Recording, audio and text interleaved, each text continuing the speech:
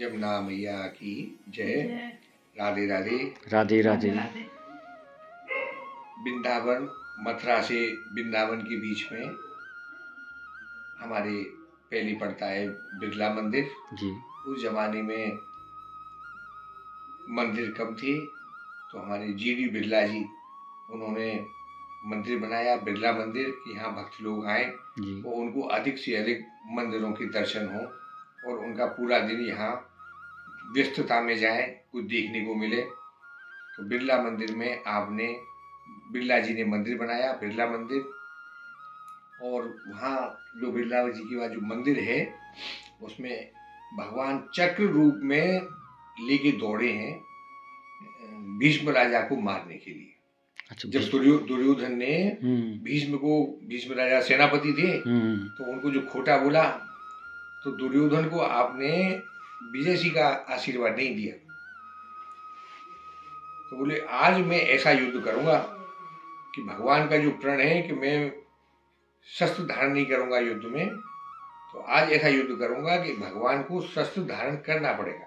ये किसने बोला? भीष्म जी ने? भीष्म ने प्रतिज्ञा करी, भीष्म प्रतिज्ञा, रात को प्रतिज्ञा। दुर्योधन ने जो उनको बुरा भला बोला, दुर्योधन ने बोले आज मैं युद्ध ऐसा करूंगा कि भगवान को शस्त्र धारण करना पड़ेगा। अच्छा। तो भगवान को रात में गुप्तचरों ने खबर दे दी कि आज भीष्म ने प्रतिज्ञा करी है, प्रभु आपको शस्त्र धारण कराने की प्रतिज्ञा रखी है। अच्छा। उस दिन अगले दिन युद्ध हुआ। जिस रास्ते से भीष्म राजा निकले वो रास्ता आपने खाली कर दिया। अच्छा। खून की नदियां बहा दी और आगे बढ़ते चले गए। अर्जुन से सामना हुआ, उसकी डोरी काटी और आगे बढ़े, डोरी काटी और आगे बढ़े। तो अर्जुन जो है भगवान को पुकारता है कि प्रभु आज तो भीष्म राजा रोके नहीं रोक रहे, ऐसा लगता है आज ही युद्ध समाप्त हो जाएगा। अच्छा।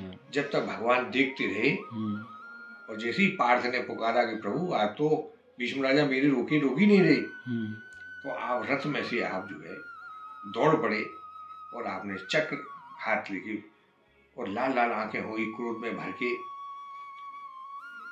दूसरी ओर भीष्म राजा जो बाण चला रहे थे उन्होंने शस्त्र अपना धर दिया नीचे और हाथ जोड़ के खड़े हो गए और प्रभु से कह रहे कि अपने चक्र को अपना सारथी बना के प्रभु बढ़िया है आपके हाथ से मेरा उद्धार हो, मैं तो यहाँ दो परिवारों के बीच में अपने फंस गया मैं। और आप तो अब भगवान समय उसमें पड़ गई कि मैं चक्र किस पे चलाऊं, चक्र चलाऊं तो चक्र किस पे चलाऊं।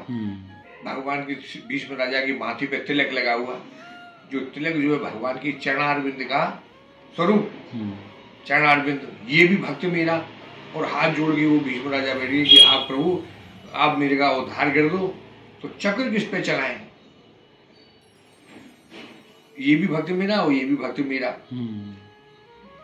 तो हंसकर दीनी डीठी, हंस के आपने झट पीठ दिखला दी, अपने क्रोध को शांत कर, क्रोध को जैसे लाफ्टर थेरेपी, कोट को पी गए और हंस करके झट पीठ कर दी।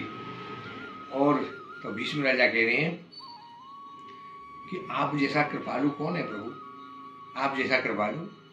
आपकी प्रतिज्ञा थी कि मैं शस्त्र धारण नहीं करूंगा युद्ध में, मैं शस्त्र धारण नहीं करूंगा, और आज मेरी प्रतिज्ञा थी कि आपको शस्त्र धारण कराऊंगा। तो आपने मान किसका रखा? अपना मान नहीं रखा, आपने मेरा मान रखने के लिए आपने शस्त्र धारण किया। आप जैसा कृपालु कौन है? तो भीष्म राजा कहते हैं आज जो हरि हूं न शस्त्र कहा हूं, तो लाजो गंगा जननी को शांतनु सुत न कहा हूं। अगर मैंने आज शस्त्र धारण नहीं कराया तो गंगा और शांतनु का पुत्र कहलाना छोड़ दूंगा। तो भगवान ने भीष्म राजा की प्रण रखने के लिए आपने वो शस्त्र धारण किया और फिर अर्जुन ने पैर पकड़ लिए कि प्रभु बस आज आपका जो है ये दास, अगर आपने क्रोध को अपने को शांत करो। अर्जुन ने पैर पकड़ के क्रोध को शांत किया है। तो भीष्म राजा कि आप जैसा कृपालु कौन है, आपने अपना प्रण नहीं रखा, भक्त वत्सल। इसीलिए भगवान जो है भक्तों के मनोरथ को पूर्ण करने वाले हैं। भीष्म राजा की प्रतिज्ञा भी रहेगी और आपने शस्त्र भी धारण कर लिया। उसकी जब वृंदावन से और आगे चलते हैं तो हमारे एक विरक्त संत हुए पागल बाबा, जिनका नाम था लीलानंद। नाम के लीलानंद। अच्छा उनका नाम ही लीलानंद था। अपने बंगाल के थे जी। बंगाली बाबा, बंगाली, और घनघोर उन्होंने तप किया, माता जी के उपासक, दुर्गा माता के। जी। लेकिन वृंदावन में क्या कोई मंत्र काम नहीं करता, राधा कृष्ण के अलावा कोई मंत्र काम नहीं करता। तो आपने वृंदावन के पहले परिक्रमा मार्ग से पहले ही आपने अपना मंदिर बनाया जी। और माता जी का प्रसन्न किया। उनकी यज्ञ कुंडी बनी हुई है आज भी, माता जी ने उनको सिद्धि प्रदान करी और वहीं अपना उन्होंने मंदिर बनाया। अब बाबा के मन में ये रहा कि लोग बाग उस समय मंदिर बहुत कम थे, आज से 30-40 साल पहले बहुत मंदिर कम थे कि, और आगरा लोग घूमने के लिए जाते, आगरा अधिकांश लोग रमण। तो मैं ऐसा मंदिर बनाऊं कि जो लोग आगरा को भूल के मेरा मंदिर यहाँ देखने को आए। तो 9 मंजिल का आपने मंदिर बनाया, संगमरमर का। अच्छा, 9 मंजिल, सफेद पत्थर का। और हर मंदिर पे एक एक मूर्ति, किसी में राधा कृष्ण, किसी में सीताराम, किसी में ओम भगवान, किसी में नंद जसोदा, और एक में वामन अवतार राजा बलि को आपने ठगा, एक में राधा कृष्ण लीलानंद ठाकुर। एक नीचे की मंजिल में आपने यंत्र चालित झांकियां बनाई जिसमें राम जी की सारी लीला का दर्शन होता है। एक तरफ कृष्ण लीला, वो जो यंत्र चालित झांकियां, जो सारी लीला राम कृष्ण की आपको एक ही जगह दिख जाए। और दूसरा आपका मनोरथ था कि ब्रजवासी लोग बड़े परेशान रहते हैं, जब कोई बीमार हो जाता है तो उनके लिए मैं एक हॉस्पिटल बनाऊं। अच्छा। इनको दिल्ली या अन्य स्थानों पे नहीं जाना पड़े। बड़े ही चमत्कारी थे बाबा, और हमेशा अमेरिकन एक सिगरेट लंबी वाली सिगार हाथ में चली रहती, आँख की दृष्टि नीचे, और 24 घंटे माला उनकी चल रही है। भक्त लोग आते थे, दर्शन किया और बाहर निकल जाते। जब कभी भी किसी पे दृष्टि पड़ जाती, कोई भक्त अपने मनोरथ लेके आता, तो उसकी वो मनोकामना उनके दर्शन से, उनकी दृष्टि से मन पागल बाबा की। हमने बाबा का दर्शन किया। सन 87 में बाबा का जो है अवसान हो गया। जब से हमारे जो संत लोगों की भूमि है, 4 संत हमारे ब्रज वहाँ जो है अनेकों चमत्कार पागल बाबा ने बतलाए। इनकम टैक्स बोली इतना बाबा कुछ नहीं है, तो बाबा में पैसा कहाँ से आया? बोरियों में पैसे भरी रहती बाबा की। जब हाथ डालो उनकी थैली में से उतने ही पैसे निकलते। इनकम टैक्स वाले आए तो उसमें भूसा मिला, बोरियों में भरा हुआ। अच्छा। उन्होंने खोला, बोले खोलो, लेकिन भूसा मिला और खाली हाथ उनको जाना पड़ा। तो बाबा ने अनेकों चमत्कार। अच्छा। बाबा पूरे वृंदावन में जब निकलते तो लोग बाग कहते पागल है, भक्त पागल है, पागल है। लेकिन पागल बाबा जो है भक्ति में पागल। उन्होंने इतनी भक्ति करी राधा कृष्ण की, लेकिन पागल नहीं। नाम उनका लीलानंद, उन्हीं के नाम पे भगवान का नाम रखा लीलानंद ठाकुर। पागल बाबा ने अनेकों चमत्कार ब्रजमंडल पे, खूब ब्रजवासियों को ब्राह्मण भोजन कराते, ब्राह्मणों का सम्मान करते। खूब जब होली होती तो उनका होली की यात्रा निकलती थी, भगवान को लेके पूरी वृंदावन की परिक्रमा लगाते। बाबा ने अनेकों उत्सव, रोज उत्सव करते थे। आज भी वहाँ बहुत विशाल मंदिर है। सारे पुजारी लोगों के लिए खाने ठहरने के लिए कमरे हैं, जिनमें किचन, लेटरिन, बाथरूम, हर एक में कुआं। ऐसी अलौकिक व्यवस्था बाबा ने वहाँ के पुजारियों को, व्यवस्थापकों को। तो वहाँ आगे चलती है वहाँ से। तो अच्छा, एक बात और पूछ ली पंडित जी ना। हाँ। जो बाबा जी थे, जो लीलाधर जी ना, तो हमने सुना कि वो सचमुच थे हाई कोर्ट वकील थे क्या? वो हाई कोर्ट के वकील थे क्या? हाँ, बाबा वहाँ से कुछ पढ़ाई करके और वहाँ से यहाँ आप पधारे जी। और हमने बहुत घनघोर तपस्या करी। अच्छा अच्छा। और माता जी की सिद्धि थी। अच्छा अच्छा। अभी भी माता जी वहाँ की जो उनकी समाधि बनी है, जी जी, माता जी के निकट में ही उनकी एक पलंग माता जी का है और एक पलंग एक तरफ पागल बाबा का है। अच्छा, और बाहर उनकी यज्ञ कुंडी बनी हुई है, जहाँ वो माता जी का यज्ञ करते थे। देवी की, माता जी की उपासक थे आप। माता जी की सिद्धि ली और यहाँ राधा कृष्ण की भूमि में आपने ये बहुत बढ़िया अलौकिक मंदिर बनाया, अनेकों चमत्कार बताए। अच्छा। उस टाइम के आप जो है विरक्त संत, बहुत चमत्कारी, अनेकों संत ब्रजवासियों के आपने चमत्कार बताए और उनके मनोरथ को पूर्ण किया। गौशाला आज भी वहाँ गौशाला है, बहुत बढ़िया गौशाला है उनकी। और चिकित्सालय जो बाबा का जो उद्देश्य था कि चिकित्सालय बनाऊं, उनके भक्त लोगों ने अब वो चिकित्सालय बना रखा है। बहुत बढ़िया चिकित्सालय भी होती है जी। और अब मंदिर भी बहुत व्यवस्थित हो गया है, 9 मंजिल का। आज भी उस क्रम से लेके और आज तक वही क्रम बाबा की पूजन की पद्धति, भोग राग, अच्छा वहाँ साधु संतों का अखंड कीर्तन, एक अच्छी व्यवस्था है आज भी। बाबा के अनुयायी लोगों ने आज भी उस मंदिर को मेंटेन करके रखा है, बना रखा है। अच्छा। और आगे चलते हैं वृंदावन में, तो अखंडानंद जी सरस्वती हुए। अखंडानंद सरस्वती भागवत के बहुत बड़े आचार्य हुए। इनका हमारे हिंदू समाज में, ये सनातन धर्म में बहुत बड़ा योगदान है, सबसे बड़ा योगदान है। अच्छा। हमारे गीता प्रेस गोरखपुर के संस्थापक श्री हनुमान प्रसाद जी पोद्दार, जिन्होंने गीता प्रेस गोरखपुर की स्थापना की, तो हमारे जो जितने भी ग्रंथ थे वो सब संस्कृत में थे। जनमानस की भाषा में उनको अनुवाद, पहले हिंदी में अनुवाद करने का काम, भागवत को, गीता को, रामायण को, सबको हिंदी में, संस्कृत से हिंदी में अनुवाद करने का काम श्री अखंडानंद जी सरस्वती ने किया। अच्छा। अखंडानंद सरस्वती। और हमारे श्री कृष्ण जन्मभूमि का जो वास्तु पूजन कराया वो अखंडानंद जी सरस्वती के हाथ से ही हुआ। तो हमारे वो भी एक बहुत बड़े चमत्कारी संत हुए, बड़े विद्वान हुए। उनका सनातन में हमारा बहुत बड़ा योगदान है। आज जो भी हम वो पुस्तक चाहें वो आज हमारे हिंदी में या कोई भी हिंदी में किया अनुवाद, उसके बाद में फिर वो जनमानस की भाषा में सभी, बंगाली में, पंजाबी में, आज गीता प्रेस गोरखपुर, वो उसको हनुमान प्रसाद जी ने बहुत कम मूल्य पे वो सब उपलब्ध कराई। आज कोई भी वस्तु अगर आप मांगते हो तो सहज में आपको गीता प्रेस गोरखपुर में सभी सहायता आपको तुरंत उपलब्ध हो जाएंगी, जो जनमानस की भाषा में हमारे पढ़ने में आती है। तो बहुत बड़ा योगदान हमारे विद्वानों में अखंडानंद सरस्वती हुए। तीसरे हमारे संत हुए श्री देवराहा बाबा, जिन्होंने अपनी पूरी जिंदगी में कभी जमीन पे पैर नहीं रखा। जमीन पे पैर नहीं रखा। अच्छा। जमीन के ऊपर मचान लकड़ी की वो मंच बना के उस मंच पे ही वो रहते थे। अनेकों उनके लोग दर्शन करने को आते थे। जैसे इस समय ये हमारे प्रेमानंद जी महाराज का दर्शन करने के लिए लोग आते हैं, जैसे उस जमाने में हमारे देवरा बाबा, बस राजीव गांधी जब आया, प्रधानमंत्री नहीं बना हुआ था उस समय, दर्शन करने को आया तो भगवान देवरा बाबा ने नीचे से ऊपर से ही पैर से आशीर्वाद दिया उसको, बच्चा तो आशीर्वाद हमारा प्रधानमंत्री बनेगा। अच्छा। और आज भी वो कहते हैं कि वो जो है गिरी कंदराओं में, पर्वत पहाड़ों में महाराज की साधना चालू है। तो ऐसे हमारे संत थे, अनेकों चमत्कार बताए। यमुना किनारे पे उनका आश्रम, और बहुत बढ़िया, बहुत साल के बाद में खेती हुई थी।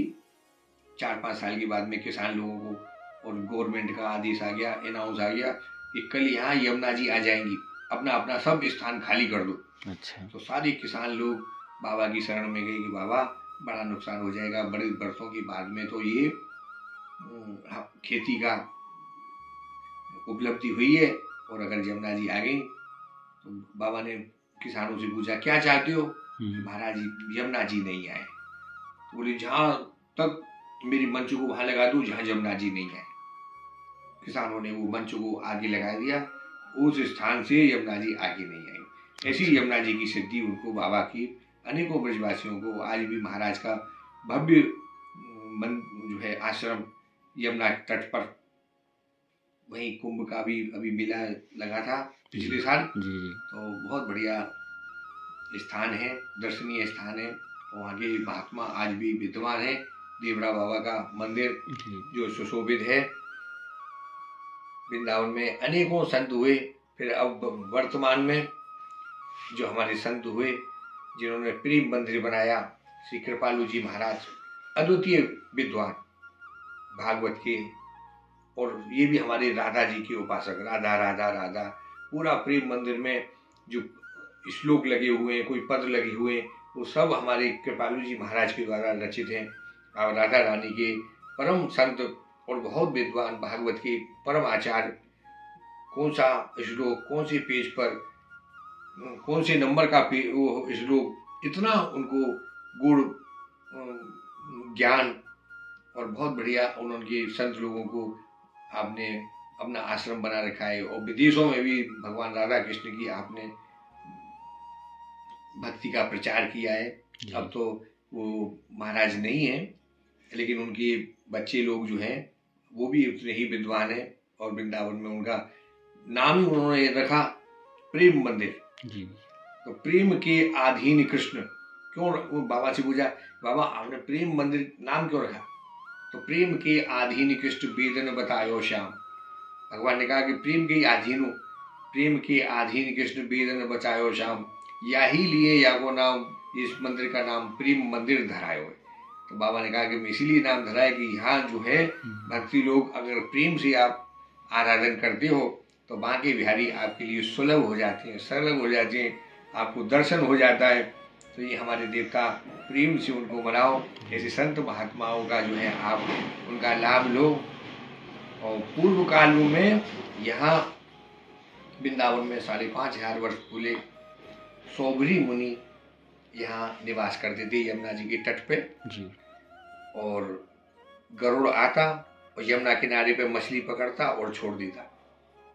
तो उन्होंने सौभरी मुनि ने गरुड़ को श्राप दिया कि अगर तू यमुना किनारे पे आएगा तो भस्म हो जाएगा।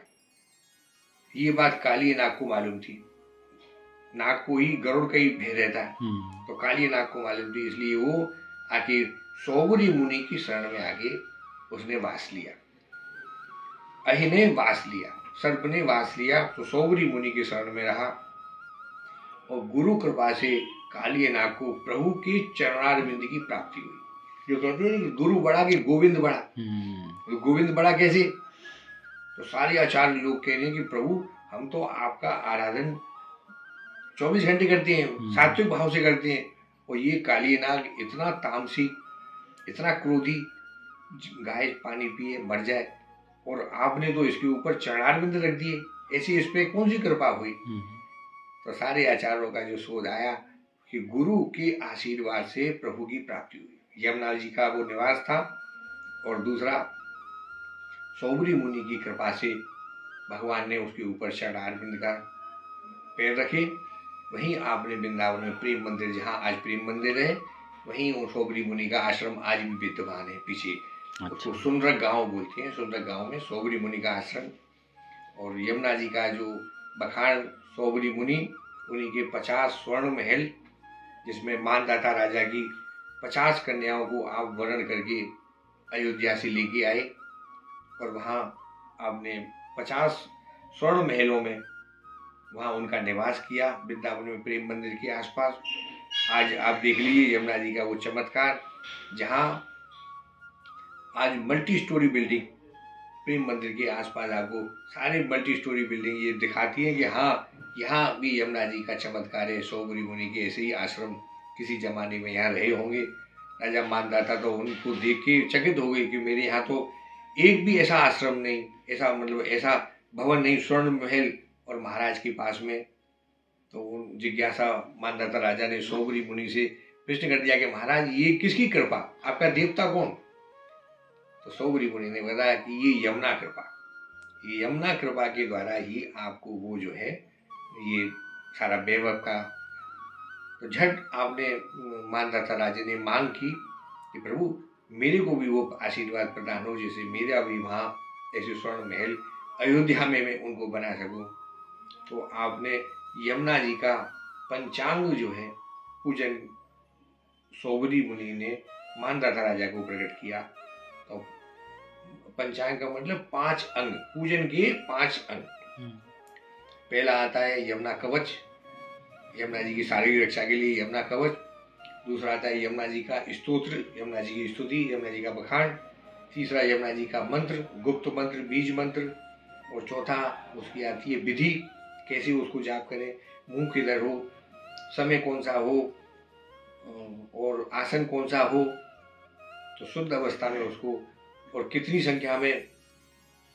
और 5वां आता है यमुना जी की 1000 नाम, एक नाम, और यमुना जी का उसका अर्थ। सर्व तीर्थमयी तीर्था, तीर्था नाम तीर्थकारिणी, हरणी सर्व दोषा नाम, दाहिनी सर्व संपदाम, वर्धनी तेजसाम साक्षात गर्व वास निकंदनी, गर्व के वास को भी खंडन करने वाली इतना सामर्थ्य सब तीर्थों की अधिष्ठात्री श्री यमुना महारानी, वो यमुना मंत्र आपने मानदाता राजा को दिया और उस मानदाता यही यहाँ का मथुरा मंडल ब्रज मंडल श्री यमुना महारानी हमारी भगवान की प्रिया हैं और भगवान को बस उन्हीं के बस में और किसी के बस में प्रभु हमारे आते नहीं। यमुना कृपा के द्वारा ही उनको ब्रज भक्तों को भगवान की प्राप्ति होती है। सारे ऋषि मुनि ध्रुव पाराशर जितने भी हमारे संत महात्मा ब्रज मंडल में पधारे हैं उनको सहज कृपा आपने प्रदान की है। घना घन निभे सदा, जैसे घन बादल पानी से भरा हुआ जो बादल है वो समान रूप से घना घन निभे सदा, सदा एक रूप से ही बारिश करते हैं। किसी की अपात्रता पात्रता या अपात्रता को नहीं देखते, वहाँ भी उस पात्र को भी बारिश करते हैं तो अपात्र पे भी समान रूप से यमुना महारानी हमारे किसी में भेदभाव नहीं करती, जो भी आता है उसका उद्धार करती हैं। यही यमुना जी का यहाँ उद्धार है। जो भी ब्रज भक्त यहाँ आए तो हमारे जो देवता हैं ब्रजमंडल के श्री यमुना महारानी और श्री गोवर्धन पर्वत, ये दोनों ही भगवान के स्वरूप हैं। इनकी विष्णु पूजन के रूप में इनका पूजन माना जाता है। तो भक्ति भाव से इनको, ये हमारे दोनों चौकीदार हैं। जैसे आज चौकीदार बोल रहे हैं कि मोदी जी मैं देश का चौकीदार, जैसे अगर इन हमारे भगवान तक प्राप्ति करनी है तो ये हमारे ब्रज भक्त जो चौकीदार के रूप में हैं, इनको पकड़ लेंगे आप, ये पिए हैं एप्लीकेशन लगाएंगे आपकी और वहाँ तक रास्ता आपको सुगम बनाने का एकमात्र मार्ग जो है श्री यमुना कृपा ही है। तो जो भी भक्त लोग ब्रज में पधारें श्री यमुना जी और गिरिराज जी को प्रेम पूर्वक इनका दूध चढ़ाएं, पूजन करें और मांगता करें कि हमारी जो भी हमारी मनोकामना है प्रभु हमारी पूर्ण हो, बाल बच्चे हमारे सुरक्षित रहें, मंगल काम हो, नित्य नए आनंदित वातावरण हो। यही यहाँ गुरु कृपा और यमुना कृपा से ही वो प्राप्ति होती है, पूर्ण होती है मनोमनोरथ। राधे राधे, जय श्री कृष्ण। जय श्री कृष्ण। राधे राधे। बहुत बढ़िया स्वामी जी, बहुत ही आपके जो विचार आपने मुझे बताया तो ये बहुत ही ज़्यादा, हम बहुत अभाग्य हैं कि आपके यहाँ पे आ रखे घर पे आए और आपसे ऐसी मुलाकात हुई। हम पहली बार मिल रहे हैं आपको और बहुत ही अच्छा लगा आपके घर में, आपके आश्रम में। और हम ये चाहेंगे कि हमारे गढ़वाल के जितने भी लोग हैं आपको ज़रूर मिलें। तो गढ़वाल से हमारा विशेष प्रेम है। जी जी। हमारे जो है पूर्व जन्म से हमारा बड़ा लगाव है। हमारे दादाजी ने मांग के लिया है इसको जी। तो हमारे 300 साल हमारा रिकॉर्ड पुराना है। और हमारी गंगा और यमुना के तट पे हम निवास कर रहे हैं। जी जी। और गंगा जी के हमारे पास वहाँ के जो तीर्थ, वहाँ हमारा सौभाग्य मिला है कि हमको वहाँ के भी हम तीर्थ पुरोहित हैं गंगा जी के। जी जी। ये हमारा सौभाग्य है गंगा और यमुना का, हम आपको बड़ा ध्यान मानते हैं, बड़ा सौभाग्य हमारा। जी जी। और वहाँ के यात्री लोग आए, हम उनके लिए यहाँ सभी सुविधा उपलब्ध सारे अच्छी से अच्छी करने के लिए प्रयास करते हैं। जिसके लिए वो आते हैं वो उनको मिले, उनको अच्छी तरह से दर्शन हो, अच्छा खाने को मिले और व्यवस्थित वो घूम सकें, ज़्यादा से ज़्यादा उनको हम बतला सकें कम समय में। यही हमारा यहाँ उद्देश्य है। तो उत्तराखंड से जो भी हमारे वैष्णव ब्रज भक्त लोग आते हैं उनको हम यही प्रयास करते हैं कि अपनी तरफ से उनको ज़्यादा से ज़्यादा जो है हम उनकी यथाशक्ति से उनको उचित उनकी भावना को जानते हुए जितना वो जानते हैं, जितने में उनका मनोरथ पूर्ण हो जाए, कम खर्च हो, अच्छी सुविधा हो, यही हमारा प्रयास रहता है। तो सारे लोग पधारें और हम उनके लिए यहाँ हर समय तत्पर हैं। हमें आप संपर्क करें। जय राधे राधे। राधे राधे गुरु जी। हम जरूर लाएंगे, हमारे जो जितने भी रिश्तेदार होंगे गुरु जी, भाई बहन जो भी हमारे होते हैं, हम आपको जरूर मन में बताएंगे कि हम जहाँ गए थे, हम वहाँ पे बहुत अच्छा हमको लगा। पूरे आपने हमारे पूरा वृंदावन मथुरा आपने जो जो हमको बताया, हम गए थे वहाँ पर और बहुत ही अच्छा लगा। बहुत तो हम ये आशा करेंगे कि आप जो हमारे जो यहाँ पे लोग आएंगे, जैसे आप हमारे साथ किया आपने हमारे साथ, वैसे आपने उनके साथ भी करना है। और बिल्कुल एक परिवार जैसा आपने हमको एक परिवार जैसा सदस्य माना अपने घर का। आपका बहुत बहुत धन्यवाद। राधे राधे। राधे राधे।